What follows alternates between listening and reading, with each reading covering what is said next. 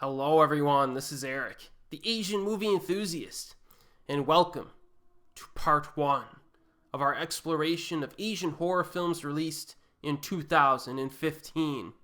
So let's knock out the honorable mentions first here. Now remember, these are movies that some people might classify as horror films, but I do not. The first of which is Dead Man Inferno from Japan, which is a movie about Yakuza who fight zombies.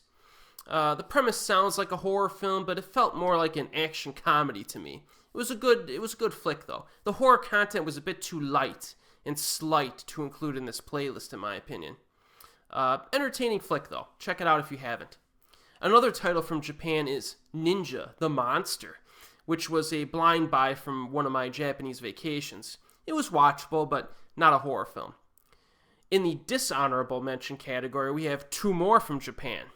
Battle of Demons, and get this title, Yamamoto Eri becomes Recoverability Zero. That's the name of a movie. Sounds pretty cool. It isn't. Battle of Demons felt like a Japanese version of those cheesy Twilight movies.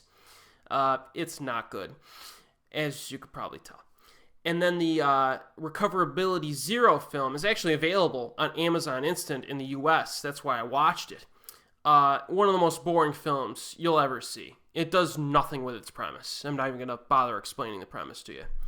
So those are kind of the honorable and dishonorable mentions from this year. The films that are not really horror films, but just wanted to mention them. Let's get to the meat of the video now. And remember, titles for all of the films I discuss will be listed in the description box below.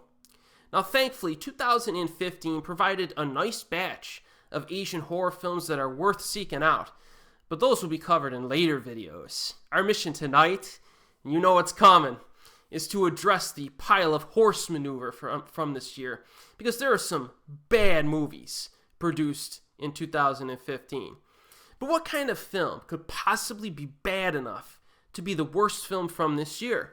We've seen in years past that many bad films were simply not bad enough to take the title. There's been some real contenders out there that just did not come through. For example, the first Blue Demon film. It's, I would say, a vat of dumpster juice, I would classify the first Blue Demon film as. It was in 2014, just the prior year here.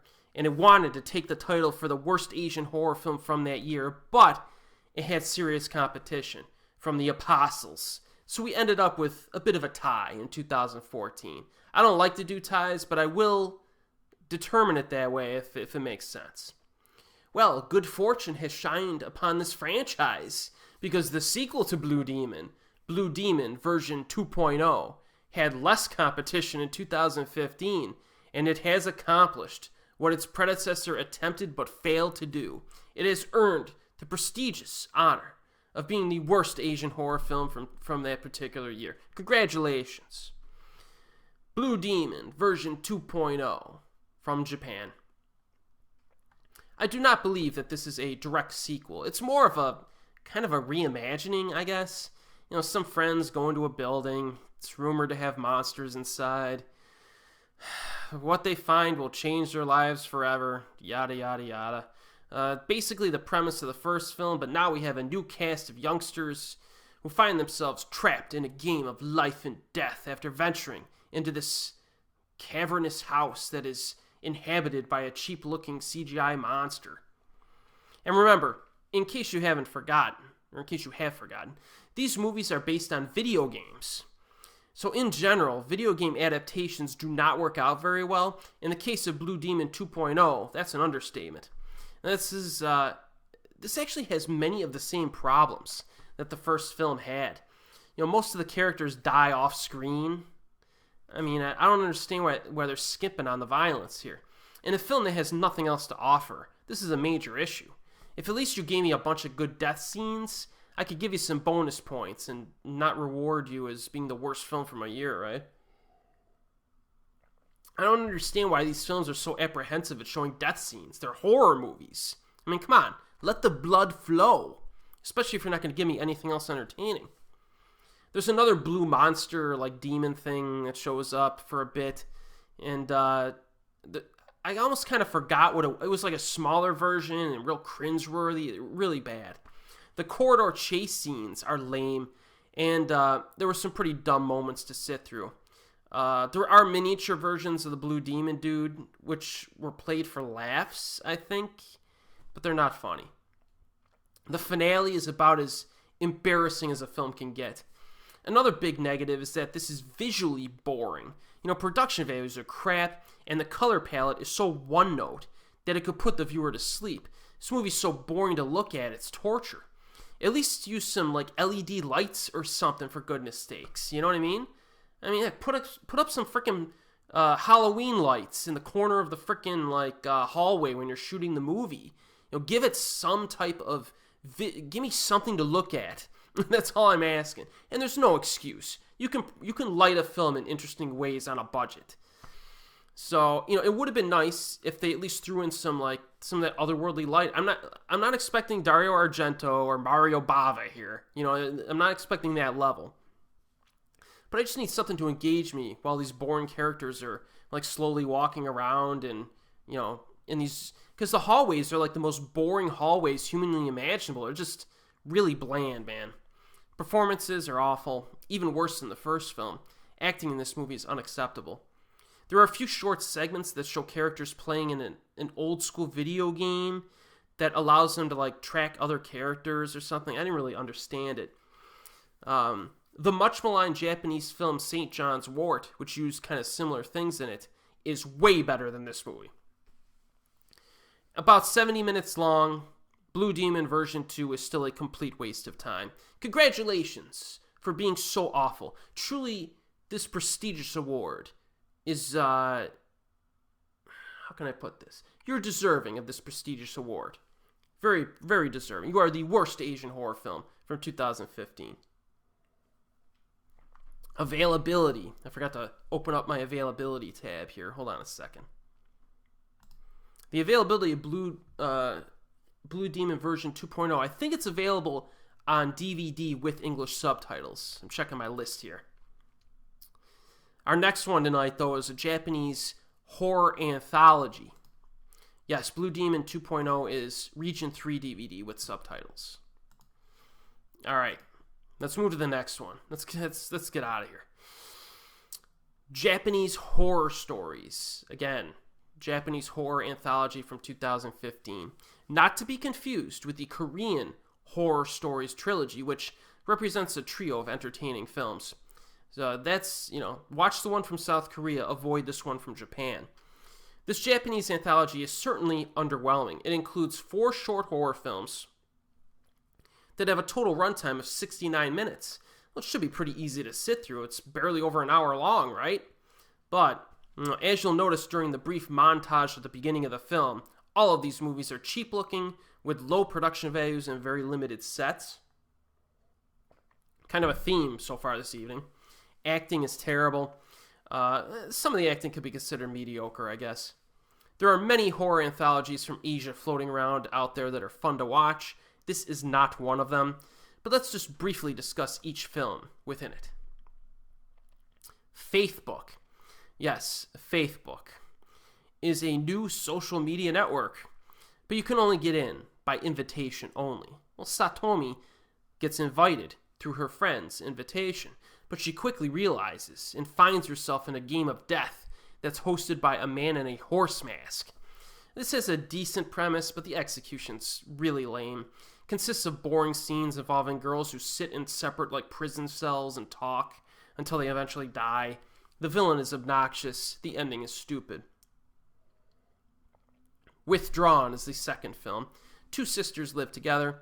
One is an adult and works. The younger is a teenage girl in high school. The older sister realizes that the younger sibling has been bullied. But is she too late? Did she find out too late? This has a decent dramatic moment at one point, but the story ends abruptly without really a proper resolution in my opinion. I didn't like it, but it wasn't terrible. The third short film is Stalker. Namiki and her boyfriend are being stalked in broad daylight. Wherever they go, their stalker goes. This is pretty badly acted stuff, no character depth or creepiness at all. It's so simplistic, anyone off the street could have written the short film. Very poor use of Pachelbel's Canon. You know that song that they play at weddings all the time? They use that in this short film, and it just doesn't make any sense why they're using this song. Not a good film. And finally, Alone with Nanako is the final short film. Nanako and Ryota sneak into an abandoned house to play a naughty sex game. When things are about to get steamy, Ryota sees a ghost and things go downhill quickly. There are some cheesy romance and silly humor moments to sit through. They don't really add much. I guess it kind of throws some misdirects in that could be considered interesting, but I thought it was just boring. So yeah, all of these short films in this anthology are not good. Skip it. DVD availability. Oh yeah, this was released on Region 1 DVD with subtitles. Next, we actually go to Mongolia. They're not doing much better than Japan right now in this video. This film is called The Vault. Again, a Mongolian horror film. This is based on the best-selling Mongolian novel, which I have not read. This story follows a family as they move to a new house. Such a new premise here. And discover the dark secrets of its past beneath the foundations. So creativity is not exactly a strong point in this film. The old lady nearby seems to know that something's wrong with the house. She calls the prior owners wretches for selling it off and just running away instead of dealing with the problems there. So, they just place another family in potential danger by selling it off. She then warns the father that he should move his family out immediately. Apparently, everyone in town knows that there's something wrong with this place, except the people who just moved in. Now, I like the impactful and creepy piano music early on. There are some pretty Mongolian farmland environments and wooden housing to enjoy. It offers something that's at least visually interesting a little bit, which is not something I could say about the last two films. There's also quite a long car ride, not too long, near the beginning, that shows kind of the surrounding area, which is kind of nice. I kind of like that. Just kind of set things up. I kind of like the color schemes in this a little bit. There's a hazy tint during the day scenes and a blue light tint at night. The film's, I guess, nicely lit a little bit. So I guess Mongolia is doing a better job than the last two films here. But one of the big problems with this film are the scare tactics, which are really bad. The scares actually bring the film down. You know what I mean? Otherwise, it's the same thing kind of over and over again. Shots of a little girl making an unconvincingly creepy face, supplemented with loud booms of music. It's pretty bad. Characters are dull. The story's pretty dry stuff. Kind of fails to engage the viewer. In terms of content, The Vault is seriously lacking, despite having a very manageable runtime of only 93 minutes. I mean, this movie gets progressively more monotonous as it moves along. It's actually very difficult to sit through. At first, you're thinking, okay, I'm kind of feeling it.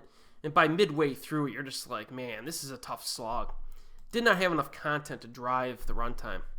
So no, I don't recommend The Vault either. It's available on Asian Crush in the United States, at least, with English subs. Asian Crush is a website. It has a decent selection of Asian films on there. Alright, our next film tonight has its fans. Our next film tonight does have its fans. It's got some good aspects to it, but I did not like it, unfortunately. And that is Alice, Boy from Wonderland, a Korean horror drama. So our protagonist in this one is a young woman who seems rather aloof. Her memories of her childhood are very foggy. She does not remember much, okay? Also, her boss has grown frustrated by her mistakes at work, so she's haunted by terrible nightmares. She takes advice from a shaman after seeing her. She decides to return to her childhood villa, meeting a group of people who will send her on a journey of sorts. So she needs to do certain things to make her nightmares go away. So she begins a little adventure here. Now, we do get quite a few discussions with the shaman early on in this film, piecing some things together to, she kind of convinces our protagonist that she needs to go on this journey to this village, right? The opening half hour is actually pretty good in this. I liked it. Then our protagonist arrives at this like desolate town, meets a guy who immediately kind of rubbed me the wrong way due to his totally expressionless acting and lack of charisma. I eventually came to the conclusion that the most probable reason they hired this actor was to attract teenage Korean girls into the cinema when they were advertising for the film. The protagonist's interactions with this guy basically consists of like a superficial puppy dog romance, which makes the film seem like a K-drama at times and not a good K-drama.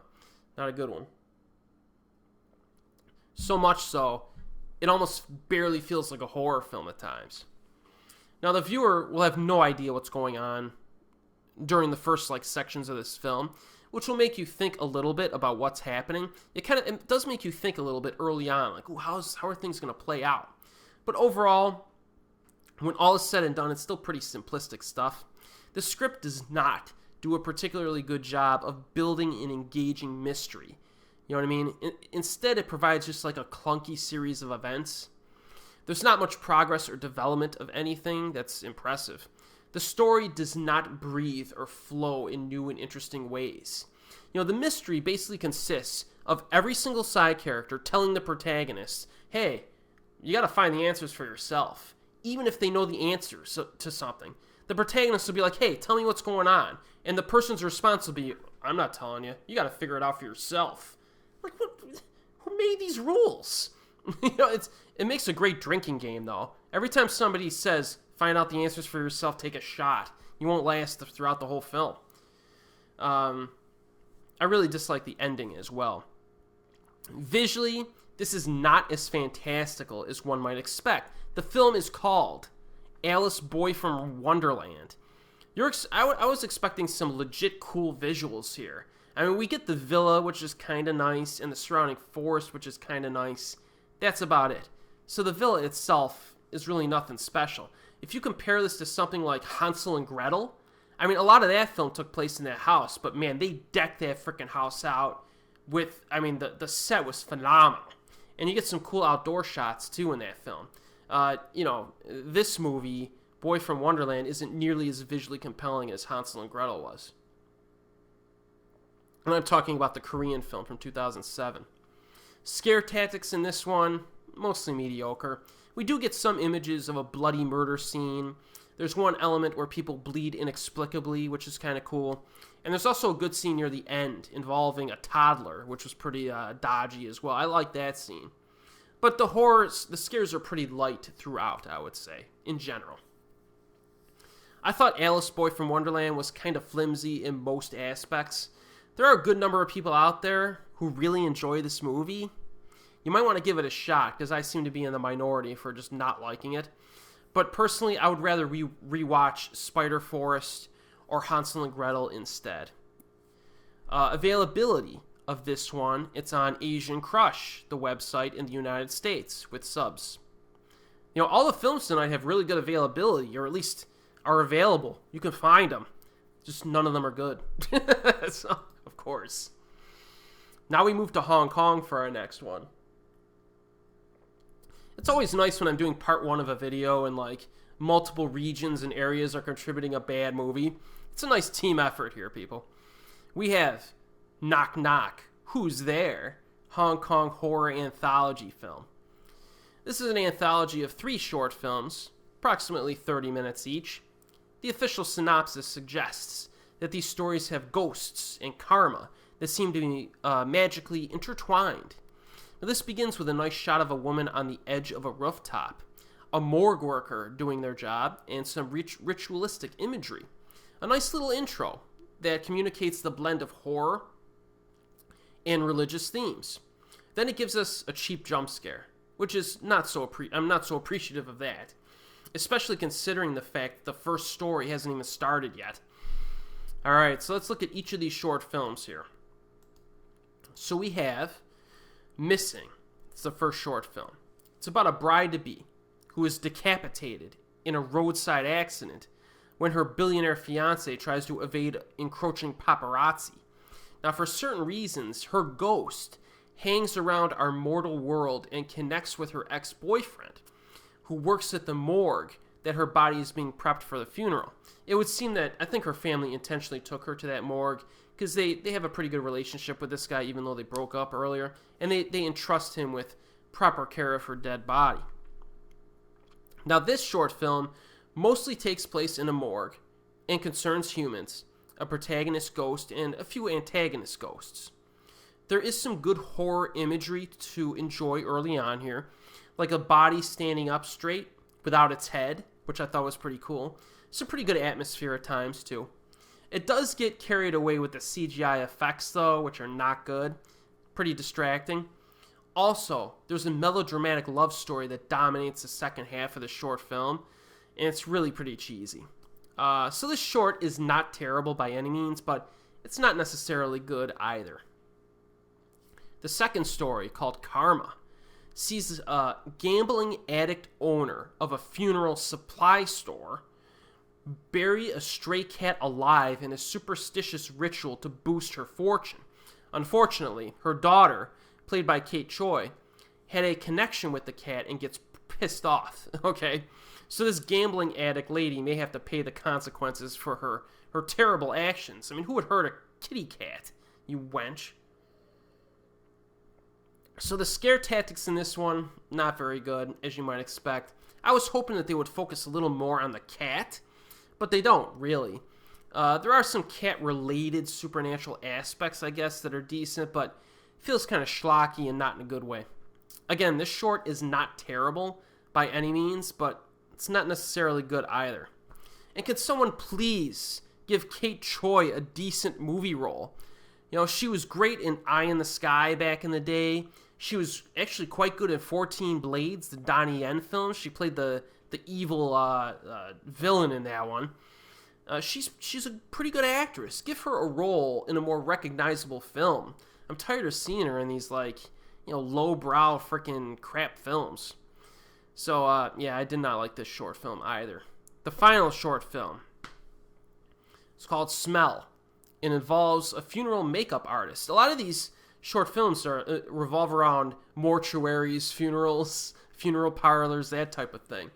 So this person is contacted by a ghost who coerces her to find something. But she crosses paths with a psychopath who kills and dismembers sex workers. Now this one begins with an eye-rolling CGI ghost girl scare, so it gets off to a bad start. And then it gives us another one soon after. But thankfully, it does move into borderline exploitation territory with some perverted violence and depravity, which helped to hold my attention, to be honest with you. But the finale is not very satisfying. So yet again, you have a film that doesn't really have that good of a story. This scare is kind of a mixed bag. Not a terrible film, but it's not good either. That sums up this whole anthology. You could skip Knock Knock Who's There. This is available on Region 3 DVD with English subtitles. Alright, we got 3 left tonight. We got 1 from Malaysia and 2 from Japan. Alright, so Malaysia. This one I was kind of looking forward to. It didn't really come through, though. That is called The Noise. Yes, we're still in 2015. This begins with an animated sequence that is quite odd, but kind of works. So it fuses an anime sequence at the beginning. Or animated, I guess you could say. It's pretty good. In that short scene, a mother goes crazy and locks her son in a closet, after which she kills herself. Now cut to our present situation, in a live action setting, of course, because this is a live action film for the most part. We have a newly married couple move into an old house located in the suburbs, thinking that their new home will bring them serenity and a happy life. This is a horror film, that ain't gonna happen. Of course, what they don't know is that this house would soon become their nightmare, and that becomes evident when the man hears lots of weird noises. Excuse me. Yes, this film is called The Noise, so that makes sense. So, this plot synopsis is the most generic premise of all time. How many times have you heard this plot synopsis for a movie? There's no upside in terms of concept or creativity here, okay? But the film could still work if it's well made. In terms of positives, performances and direction, pretty good here. There's a bit of effective atmosphere and music to enjoy here and there. Unfortunately, these positives are outweighed by some pretty big negatives. Scares, not good. The first ghost to show up is a ghost boy, which does not help matters. This kid shows up multiple times, and he will probably provoke eye rolls from the viewer. With his CGI-ish look, black eyes, and black mouth. The interaction with the ghosts, pretty lame. At first they look angry, then they abruptly befriend the humans. I didn't feel like that transition was compelling. Sound design is over-accentuated to emphasize noise, which is no surprise given the title of the film. This is a good idea. It has an odd abruptness to the noises, but it's unfortunately too loud, abrasive, and in your face at times. I didn't feel like it worked entirely. It relies too much on jump scares and crescendos and stuff like that. It would have been better if more subtle background noises were used. Like you could barely hear something. It's like, what was that? Like, I think they should have gone that route instead of the more abrasive, route that they did take. But, not that good. The exorcism scenes come off as kind of cheesy and lacking in intensity. Story, run-of-the-mill stuff. Characters are not interesting. The twist is kind of thoughtless. It's very cliche as well. We've seen it a million times before. And that comes with more than 25 minutes left in the film, which contributes a very long, boring, drawn-out ending. So yeah, The Noise, not a good flick. It is available on Region 3 DVD with English subtitles. Alright, we go back to Japan for our final two films of the evening. This next one, again, looked like it could have been cool, and it really should have been if they would have given us what we wanted, but they kind of didn't. And that is Corpse Party. Now, this is Japan again. A small group of high schoolers are transported to an alternate dimension, become trapped in an empty school, and are stalked by ghostly entities and a zombie with a sledgehammer. So after celebrating their school's cultural festival, a group of students are telling ghost stories when their class representative decides to perform a charm called Sachiko Ever After, which would allow them to remain friends for eternity. Kind of an odd motivation to contact the dead spirit. But instead, something goes wrong, of course, with the charm, and a sudden earthquake transports them into an alternate dimension. They are transported to an elementary school that was previously torn down in their normal world. The problem is that several of the school's staff and students were subsequently murdered or disappeared in this alternate dimension. So the fact that this dubious school is being showcased in this horrific alternate dimension means that our protagonists are in serious trouble. And yes, they are haunted by the ghosts of the school's murdered children. So this is a film adaptation of a video game that I have not played. Thankfully, it's not quite as bad as the Blue Demon films, but that does not necessarily mean that it's good. The movie starts off okay, sets up the story properly, I would say. Scoring, music is decently creepy, albeit nothing special. Characters are in the alternate dimension within the opening 10 minutes, so it does not waste time getting us to the alternate dimension. That's good. This is a good thing. We also get a nicely violent death scene early on. So this film shows a little bit of promise early on here. On the positive side, there are a few good, bloody death scenes to enjoy, and the children's spirits are kind of vicious, which I like to see. The kids brutally murder some of the characters, which is pretty cool. The corpse shots are entertaining because we see some good old-fashioned blood and guts. Yeah, this movie's definitely more violent than the Blue Demon films, and it had to be. But after a while, I lost interest while watching the film. This suffers from a poorly written, cliched script that features moronic decision-making by the protagonists. You get self-inflicted sprained ankles. Like, who puts this in movies nowadays? Characters splitting up for no reason again. Like, come on, guys. Especially when you're in an alternate dimension, plenty of ways you could separate characters using supernatural means without them making bad decisions on their own, right? There's a scene where one of the characters decides to take a nap. They decide to take a nap after the first person is murdered. They know the person was murdered. And I'm going to take a nap now. Not the best decision, given the fact that there's a vicious, murdering entity roaming the nearby hallways, right? But then her friend decides to leave her alone while she's taking a nap because she wants to look for a handbook that a girl dropped earlier. Like, these are the types of decisions you live with here. Some of the characters act too calmly given the situation at times. They walk around slowly, talk to each other in open spaces. There's no sense of urgency or prolonged excitement to this film. Acting ranges from below average to poor, across the board. Story becomes dull after the initial setup. Very basic stuff. The lighting is bland and one note.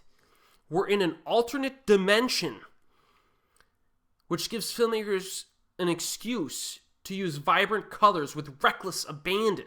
You don't have to worry about being realistic in the sets. Where's the color in this movie? Go buy some LED lights. Just do something. You know, this is one of the things that really irritates me with some of these Japanese films that are like a bunch of people in one place. Sometimes they're really a lot of fun or really well made, but the bad ones, at least give me some vibrant lighting. At the very least, give me some like reds and greens and blues or something to look at. Yeah, especially if it's a supernatural premise. Because visually, this film gets really freaking tedious really fast. One of my biggest gripes on the film. So, and the subgenre in general. At least the bad films in the subgenre. So, Corpse Party starts off pretty good. By the end of the film, I just want it to end. So, I can't recommend it. It is available on Region 1 DVD with subtitles, I believe. And then, finally, a film that, again, not terrible, has some positives to it, but I can't recommend. I'm talking about Eyes from Japan. The name of the film is Eyes. An ordinary high school student sees a mysterious letter F on the nameplate of her family's apartment, which is kind of weird. Since then, misfortune and incomprehensible acts take place around her, until she eventually faces a shocking truth. Now, this film was adapted from a story that was written by Koji Suzuki. If that name sounds familiar, this guy wrote Ring and Dark Water. Alright, the books, the novels. So we have a good pedigree regarding the original source material from which this film is based. But can it translate to the film itself? Well, on a positive note, this movie mostly avoids jump scares in moments that would usually play out that way in films. I'm a fan of that. It's also nicely shot with moody and colorful lighting at times. This actually gives me some nice lighting at times. Sound design uses creepy ambient noise, which is effective. I like how the film takes its time early on and settles the viewer into its spooky vibe. This actually starts off fairly well, with a few ominous scenes of our protagonist, like walking towards the peephole in her front door. The lead actress was pretty good. I liked her. Nothing special, but she does her job. The scares hit or miss.